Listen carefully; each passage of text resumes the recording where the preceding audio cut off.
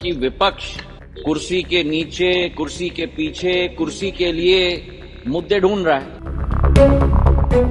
We are turning this country into a dictatorship.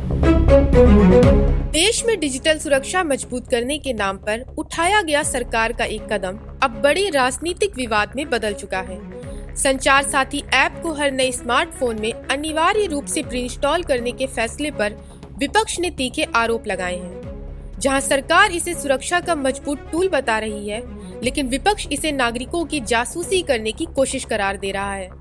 ऐसे में संघर्ष के बीच ये मुद्दा अब तकनीक की बहस से निकलकर संवैधानिक अधिकारों का भी गंभीर सवाल बन गया है। दरअसल देश में साइबर सुरक्षा और डिजिटल फ्रॉड को रोकने के नाम पर केंद्र सरकार ने संचार साथी ऐप को सभी नए मोबाइल फोन्स में अनिवार्य रूप से प्री इंस्टॉल करने का फैसला लिया है, जिसमें सरकार द्वारा 28 नवंबर को जारी आदेश के बाद मोबाइल कंपनियों Apple, Samsung, Xiaomi, Vivo, Oppo समेत सभी ब्रांड्स को 90 दिनों के भीतर इस ऐप को सिस्टम लेवल पर अनिवार्य रूप से जोड़ना होगा। यानी ये ऐप न हटाया जा सकेगा और न ही डिसेबल किया जा सकेगा।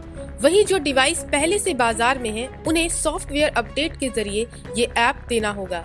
सरकार का कहना है कि मोबाइल चोरी, फर्जी IMEI, डिजिटल फ्रॉड और सेकेंड हैंड मोबाइल बाजार में धांधली तेजी से बढ़ी है।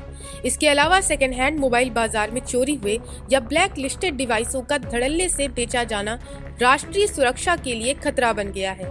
ऐसे में संचार साथी IMEI वेरिफिकेशन, फोन ब्लॉकिंग और संदिग्ध कॉल शिकायतों के जरिए एक यूनिफाइड सिक्योरिटी सिस्टम तैयार करता है, जिससे फोन चोरी होने पर ब्लॉक कर सकेंगे, संदिग्ध कॉल या SMS रिपोर्ट कर सकेंगे, डुप्लीकेट या ब्लैकलिस्टेड IMEI की जांच कर सकेंगे। सरकार का मानना है कि एक समान सरकारी प्लेटफॉर्म अपराध रोकने में सबसे प्रभावी साबित होगा। हालांकि सरकार का ये कदम अब बड़े राजनीतिक विवाद का रूप ले चुका है, जहां विपक्ष को इसमें कुछ और ही दिख रहा है। कांग्रेस महासचिव KC वेणुगोपाल ने इसे बिग ब्रदर की निगरानी करार देते हुए कहा कि संविधान के अनुच्छेद 21 के तहत मिलने वाला निजता का अधिकार इस फैसले से गहरे खतरे में है। सिर्फ यही नहीं, प्रियंका गांधी वाड्रा ने भी इसे जासूसी ऐप बताते हुए सरकार पर नागरिक स्वतंत्रता को कुचलने का आरोप लगाया है। उन्होंने कहा कि सरकार इस देश को हर रूप में तानाशाही में बदलना चाहती है। I mean, clearly, it's ridiculous. Now, where else do they want to, I mean, citizens have their right to privacy. Even all of you must be having a right to privacy to send your own messages to family, friends, without the government looking at everything. It's not just one thing.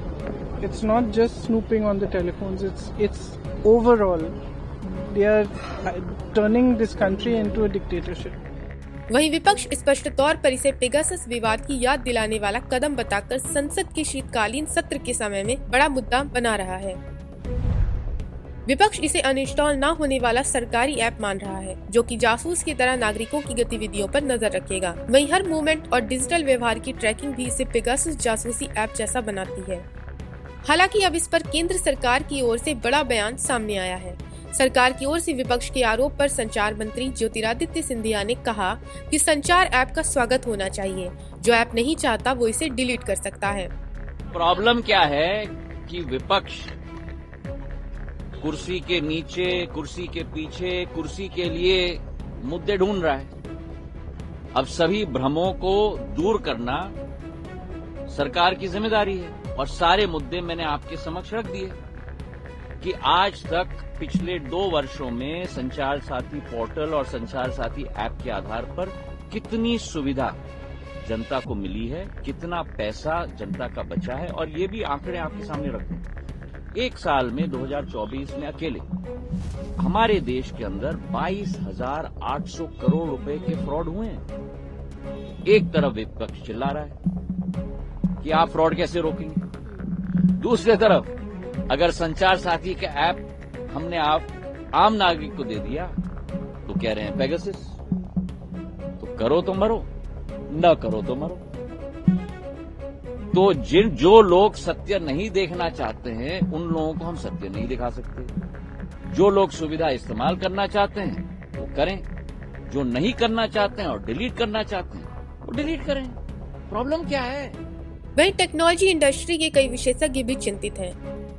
उनका कहना है कि बिना user consent के किसी सरकारी app का system level मजबूरी के तौर पर इंस्टॉल होना डेटा प्राइवेसी और डिवाइस सिक्योरिटी को लेकर सवाल खड़े करता है। कुछ विशेषज्ञों ने तो ये भी आशंका जताई है कि DOT के नए आदेशों पर कानूनी चुनौती दी जा सकती है, क्योंकि ये उद्योग और यूजर दोनों के अधिकारों पर असर डाल सकता है। हालांकि यहाँ सरकारी आंकड़े कुछ और ही बयां कर रहे हैं। सरकार द्वारा साझा किए गए आंकड़ों के अनुसार लाखों IMEI की वेरिफिकेशन हो चुकी है। करीब 3.7 मिलियन चोरी या गुम फोन ब्लॉक किए जा चुके हैं। बड़ी संख्या में फर्जी मोबाइल कनेक्शन बंद किए गए हैं। वहीं अक्टूबर 2025 में ही 50,000 चोरी के फोन रिकवर हुए हैं। ऐसे में जहां एक ओर सरकार सुरक्षा को मजबूत करने की बात कर रही है, वहीं विपक्ष इसे नागरिक स्वतंत्रता के लिए खतरा बता रहा है। ऐसे में अब सवाल ये नहीं है कि सुरक्षा जरूरी है या नहीं, सवाल तो ये है कि क्या सुरक्षा के नाम पर हर फोन में एक अनिवार्य ऐप डालना सही तरीका है? क्या ये ऐप सुरक्षा को मजबूत करेगा या डिजिटल निगरानी का एक नया द्वार खोलेगा? फिलहाल इतना तय है कि संचार साथी ऐप अब सिर्फ एक सरकारी निर्णय नहीं रहा, बल्कि निस्ता बनाम सुरक्षा की बड़ी राष्ट्रीय बहस का ताज़ा मोर्चा बन चुका है, जहां आने वाले दिनों में इस विवाद के और गहराने की पूरी संभावना है। Bureau report, Punjab Kesari TV. हमसे जुड़े रहने के लिए हमारे YouTube चैनल को सब्सक्राइब करें और नई वीडियो की नोटिफिकेशन के लिए बेल आइकॉन को दबाएं।